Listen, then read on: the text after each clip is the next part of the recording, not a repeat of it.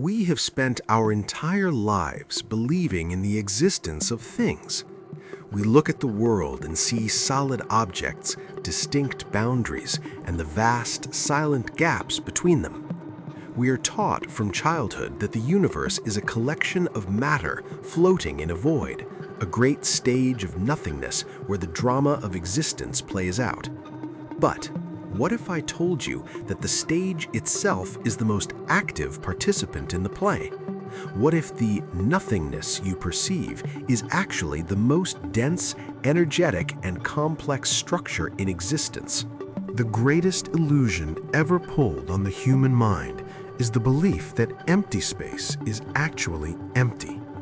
In reality, there is no such thing as a vacuum, and the void you think you see is screaming with the hidden machinery of the cosmos.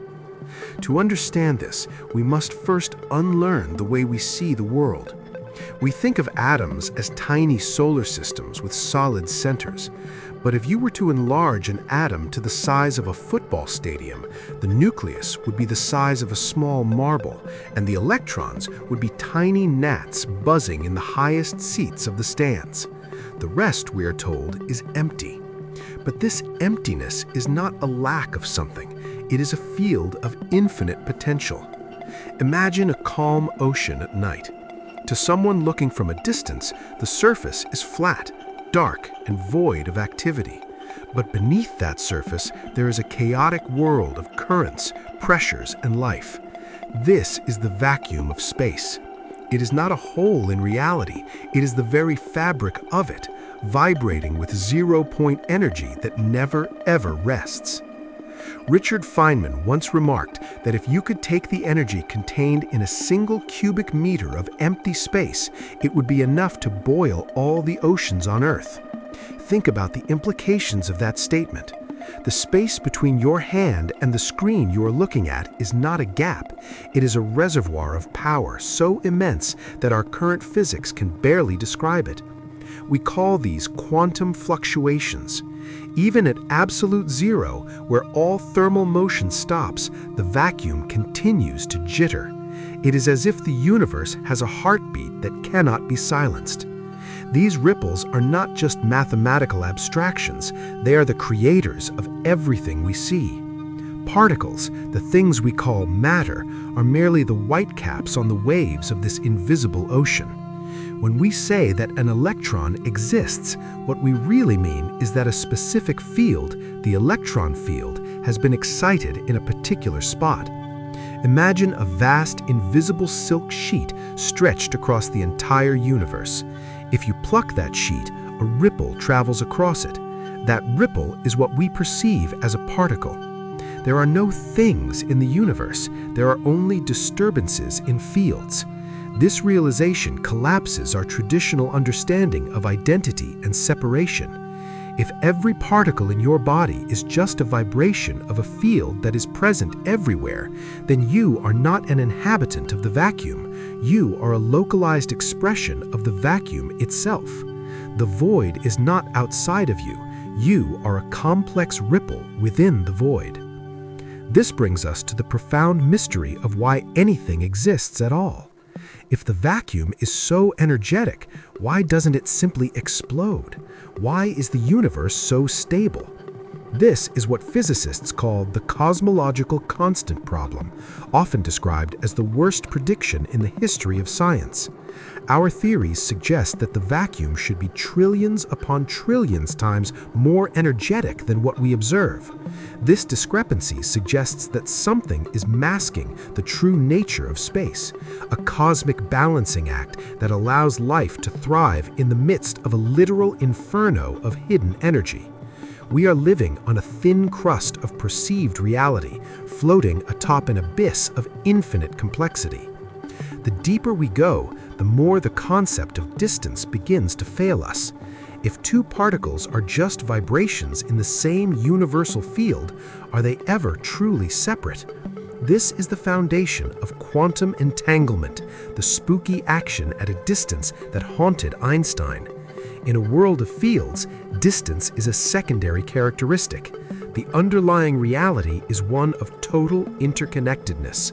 We perceive separation because our senses are tuned to the macro scale, to the ripples, rather than the sheet. We are like people watching a television screen and seeing individual characters, never realizing that the characters are just arrangements of the same glowing pixels. As we stand on the precipice of this understanding, we have to ask, what does this mean for our place in the cosmos? If nothing is actually everything, then the universe is not a lonely place. It is a plenum, a space that is full, overflowing with the potential for creation. Every point in space is a gateway to the entire history and future of the laws of physics. We are not lost in a cold, dark void. We are woven into a tapestry that is vibrant, alive, and infinitely deep. The silence of space is not a lack of sound. It is a symphony played at a frequency we are only just beginning to hear. When you look up at the night sky and see the blackness between the stars, do not see a vacuum. See the source. See the foundation. See the only thing that is truly real. In the end, the study of physics is not the study of objects, it is the study of the invisible. It is a journey from the tangible to the fundamental, from the lie of the solid to the truth of the field. We have spent centuries trying to understand the stuff of the world, only to realize that the stuff is an illusion born from the movements of the nothingness. Richard Feynman used to say that nature has a great simplicity and therefore a great beauty. That beauty lies in the fact that the most complex structures in the universe, the human brain, the stars, the galaxies, are all made of the same quiet, invisible, and eternal vacuum. We are the void, waking up and looking back at itself, wondering how it ever convinced itself it was empty. If we accept that the vacuum is a sea of infinite energy, we are forced to confront a question that seems to defy logic. If this energy is everywhere, why can't we feel it? Why don't we see the vacuum glowing with the heat of a billion suns? The answer lies in the nature of equilibrium. We are like deep-sea fish born at the bottom of the Marianas Trench. We do not feel the crushing weight of the miles of water above us because that pressure is inside us as much as it is outside. We are tuned to the background. But just because we are blind to this energy doesn't mean it isn't exerting a physical force on our world. In the mid-20th century, a Dutch physicist named Hendrik Casimir proposed a way to catch the vacuum in the act. He suggested that if you place two perfectly flat metal plates incredibly close together in a complete vacuum, the nothingness between them would actually push them together. This happens because the vacuum is filled with waves of every possible wavelength. In the vast open space outside the plates, all waves can exist, but in the tiny gap between the plates, only the shortest waves can fit. This creates a pressure difference. There is more nothingness outside the plates than inside them. When scientists finally performed this experiment, the plates moved. They were pushed by the invisible jitter of the universe. This was the first time humanity touched the ghost in the machine. It proved that the vacuum is not a passive backdrop, but a physical substance that can be manipulated. It means that the very architecture of reality has a texture, a grain, and a physical presence that we are only just beginning to harvest. This brings us to one of the most haunting realizations in modern physics, the concept of virtual particles. In the quantum realm, the law of conservation of energy, the idea that you can't get something for nothing, is briefly suspended. Because of the uncertainty principle, the vacuum is allowed to borrow energy from the future as long as it pays it back almost instantly. This energy manifests as pairs of particles and antiparticles that pop into existence, dance for a fraction of a billionth of a second, and then collide and vanish back into the field. This isn't a theory, it is a fundamental mechanism of the cosmos. At every point in the room where you are sitting, trillions of these ghost particles are appearing and disappearing every second. The space around you is a literal froth of creation and destruction. We see the most dramatic version of this debt repayment at the edge of a black hole. Stephen Hawking realized that if a pair of these virtual particles appears right on the event horizon, one might fall in while the other escapes. Since the escaping particle can no longer annihilate with its partner, it becomes real. But the universe demands its energy back. To pay for the new particle, the black hole must lose a tiny bit of its own mass. Over unimaginable eons, the black hole, the most solid, permanent thing we can imagine, simply evaporates into the vacuum from which it came. This tells us that the vacuum is the ultimate predator and the ultimate creator. It is the bank that always gets its due, and matter is merely a temporary loan. When we look deeper into this fullness, we begin to see that the three-dimensional world we inhabit might be a secondary effect. There is a growing movement in physics that suggests the vacuum is not just a field of energy, but a field of information. Imagine a hologram. To the observer, it looks like a three-dimensional object floating in space, but the information for that object is actually stored on a flat, two-dimensional surface. Many physicists now suspect that the entire universe works this way. The void may be a massive cosmic hard drive, and everything we see, the stars, the planets, the people we love, is just the projection of information stored at the furthest boundaries of space. If this is true, then the nothingness is actually the most dense information storage system imaginable. It means that no piece of information is ever truly lost. When a star explodes or a thought crosses your mind, the bit of information that represents that event is etched into the fabric of the vacuum forever. We are not just ripples in a field. We are entries in a cosmic ledger. This changes the very definition of death and disappearance. If the vacuum is the source and the storage, then nothing ever truly goes away. It simply changes its state of expression. The silence of the void is not the silence of a graveyard. It is the silence of a library where every book ever written is being kept in a language we have not yet learned to read. This brings us back to Richard Feynman's original intuition about the simplicity of nature. We have spent centuries looking for the building blocks of the world, searching for the smallest thing, but we have been looking at the wrong part of the picture. We have been looking at the ink when the true story is in the paper. The vacuum is the paper. It is the only thing that is truly continuous, truly eternal, and truly universal. Gravity is not a force that pulls things together. It is the way the vacuum curves. Time is not a river that flows. It is the way the vacuum organizes change. Every mystery we have ever faced, from the origin of the Big Bang to the nature of consciousness, is hidden in the empty space between our atoms.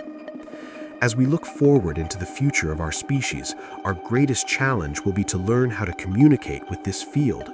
If we can learn to tap into the zero-point energy of the vacuum, our energy crisis disappears forever.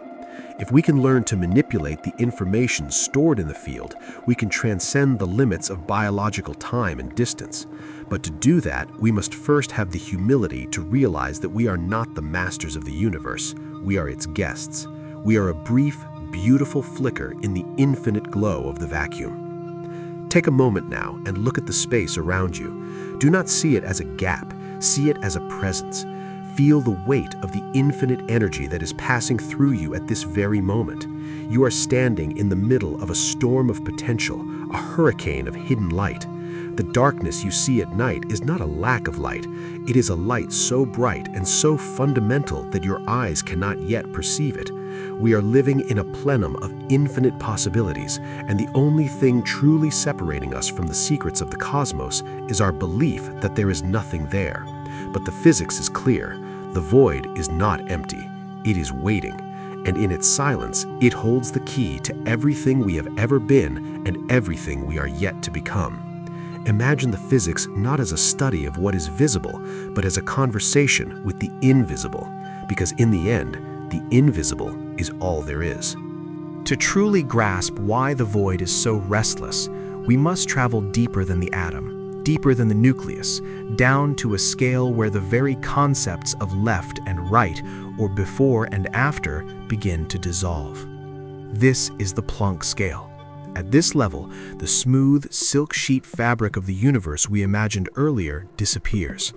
In its place, we find what John Wheeler called quantum foam. Imagine the surface of a stormy ocean seen from an airplane. It looks like a solid, static blue floor, but as you dive closer, you see the waves. As you get even closer, you see the whitecaps, the spray, and the chaotic bubbles of air being whipped into the water. This is the geometry of the vacuum. At the smallest scales of reality, space-time itself is not a smooth stage. It is a violent, churning froth of dimensions opening and closing, of geometry tearing and re-sewing itself billions of times every second. There is no such thing as stillness, because at its foundation, the universe is built on a fundamental turbulence. We are the calm surface of a storm that has been raging since the dawn of time. If this turbulence is the source of everything, we must ask, why do we feel solid? If we are just ripples in a chaotic foam, why does a stone feel hard, and why does the earth hold us firm? The answer lies in another invisible layer of the vacuum, known as the Higgs field. Think of this field as a thick cosmic syrup that permeates every inch of the universe. Some particles, like photons of light, zip through this syrup without any effort at all. They have no mass because they do not stick to the field. But other particles, the ones that make up your body, get bogged down. They have to push against this invisible resistance, and that push is what we experience as mass. Weight is not an inherent property of matter. It is a measure of how much the vacuum is dragging against you. Without this invisible syrup, every particle in your body would fly off at the speed of light, and the universe would be a featureless smear of radiation. Our very existence, our solidness, is a gift from the friction of the void. But this cosmic balancing act is more fragile than we care to admit. The energy of the vacuum, what we often call dark energy, is currently acting as a silent, invisible hand pushing the galaxies away from each other. It is the anti-gravity of the nothingness. If this energy were just a tiny fraction stronger, the universe would have flown apart before the first star could ever form. If it were a tiny fraction weaker, the entire cosmos would have collapsed back into a single point billions of years ago. This is the fine-tuning problem. It suggests that our vacuum is not just full, but perfectly calibrated. We are living in a Goldilocks version of space-time, where the vacuum is energetic enough to create life, but quiet enough to let it endure.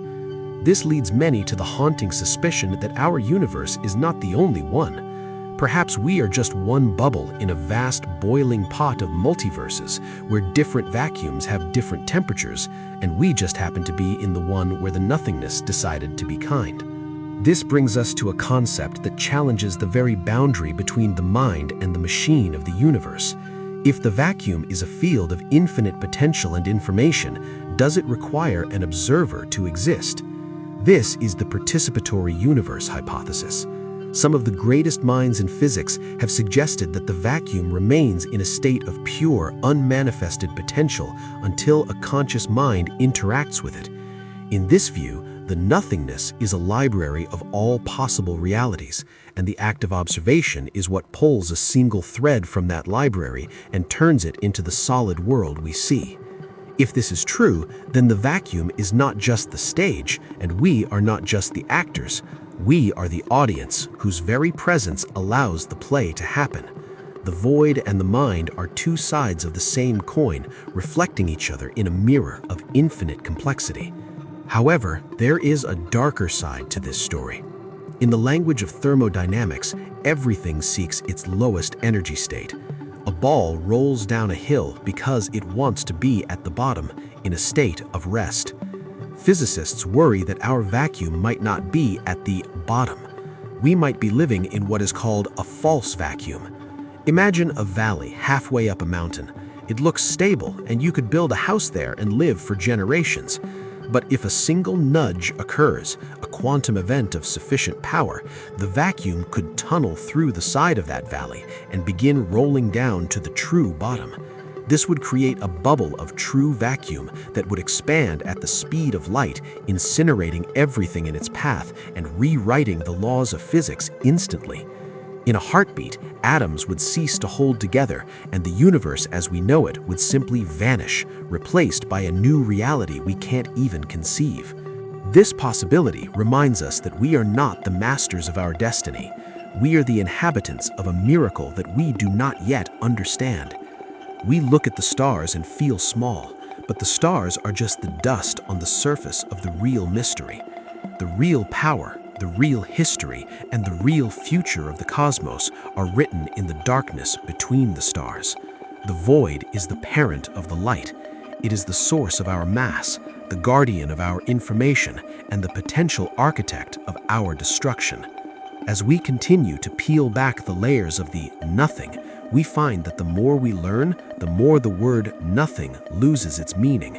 There is no void. There is only a presence so vast that we have mistaken it for an absence. When you sit in silence, you are not alone. You are immersed in the humming machinery of the deep. Every breath you take is supported by the Higgs field. Every thought you think is a ripple in the quantum foam, and every atom in your heart is a debt of energy borrowed from the vacuum that one day will be repaid. We are a way for the void to experience itself. We are the eyes of the nothingness, looking out at the beauty it has created from its own infinite restlessness. And as we look closer, we realize that the greatest discovery in the history of science is not that we found something in the void. It is that we found out the void is the only thing that has ever truly existed. The story of physics is the story of realizing that we have never been standing on solid ground. We have been swimming in an ocean of light that we were just too small to see. A ball rolls down a hill because it wants to be at the bottom, in a state of rest.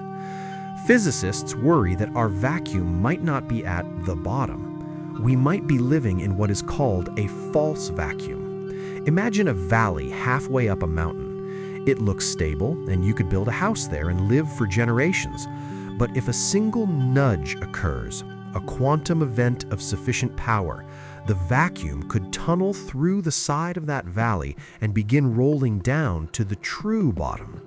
This would create a bubble of true vacuum that would expand at the speed of light, incinerating everything in its path and rewriting the laws of physics instantly. In a heartbeat, atoms would cease to hold together, and the universe as we know it would simply vanish, replaced by a new reality we cannot even conceive. This possibility reminds us that we are not the masters of our destiny.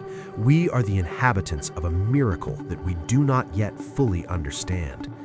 We look at the stars and feel small, but the stars are just the dust on the surface of the real mystery.